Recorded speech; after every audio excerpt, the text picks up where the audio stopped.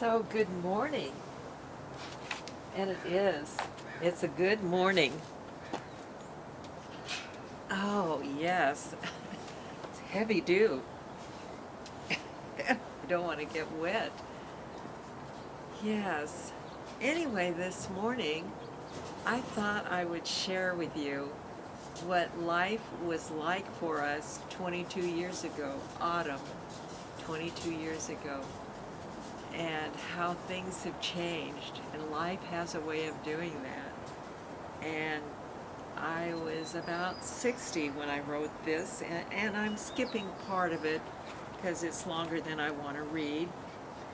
But starts, these are letters that I wrote, and I sent them out to about three dozen people on my mailing list, and so they got to see what it was like on our little country farm, and that's where we called our place the Little Country Farm.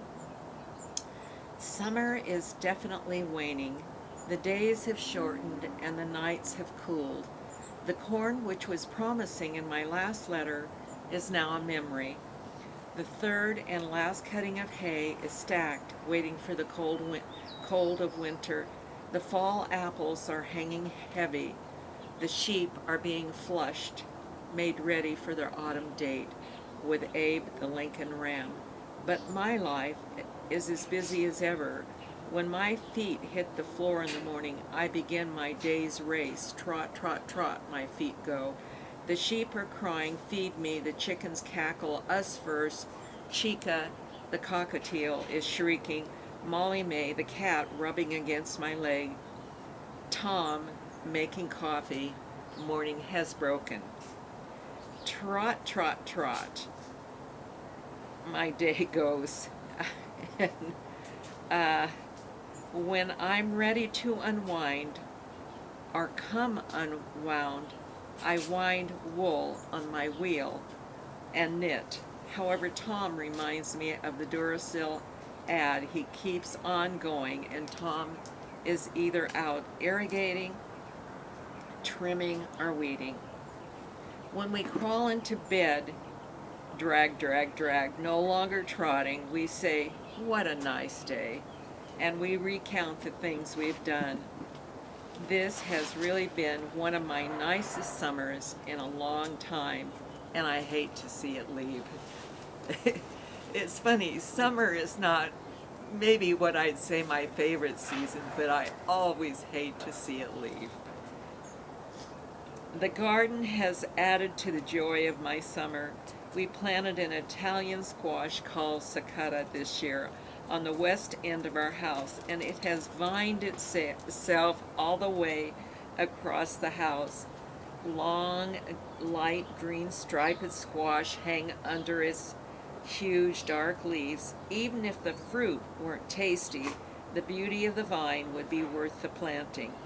When I step into the pepper plot, I'm greeted with a pungent smell of lush lettuce leaf basil, which I've added to many of my cooking pots. Today I made chutney, not something often done by me. This fall, when days and nights are crisp, I plan to serve it with oven-baked meals. I'm skipping some, and I want you to know Tom had a business where he made lots of wooden boxes. We're all boxed up. I finished my part of the Hickory Farm order. Tom completed all the last details and loaded them up, and off they went to market, jiggity jig. The order was revised twice, each time just a few more boxes.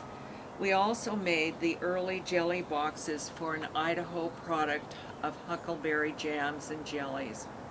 And now we've whipped out our to-do list and stare at it.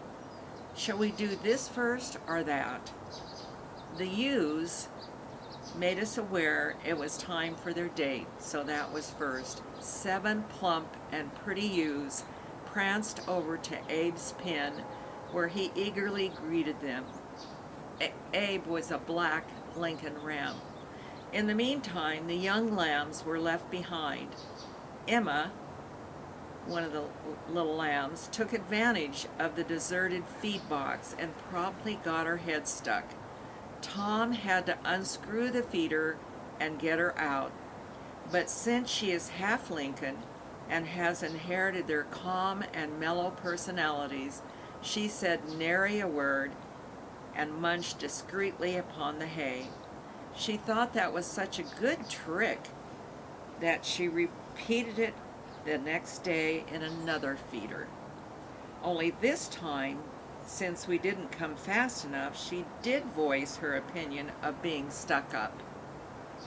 She has a Lincoln voice all her own, and when I heard her, I said, "Oh no, Emma again. What is she up to now?" And Tom unscrewed that feeder also. Now she knows if it gets boring out in her field, all she has to do is give a good strong Lincoln bleat, and Mistress Mary Ann will come trotting. Proverbs says, "A child left to himself will bring his mother to shame." I'll be glad when Mother Jenny May is back taking care of Emma May, but for now, Emma May is the last thing on Jenny May's mind. Those were the names of my sheep.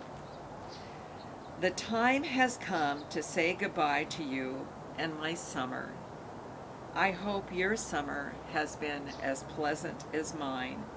But if you find yourself in a tight spot or stuck in a rut, give a good strong bleat. Remember, help is only a screw gun away. So there you have it. And you know, this summer's been nice too. It really has. And doesn't look like fall here, but I started out with 1, 2, 3, 4, 5 zucchini plants. I've got one left that isn't just all worn out, and we pulled the others. And this morning I picked another zucchini off the one plant that's left, and I see another one is about ready. So it is coming to the end even here. And I like to see the hot weather go, but I hate to see the garden go. But it will come again, and life goes on. So I hope you are having a good autumn. I hope you had a good summer, and I'll let you go. Surviving the 80s.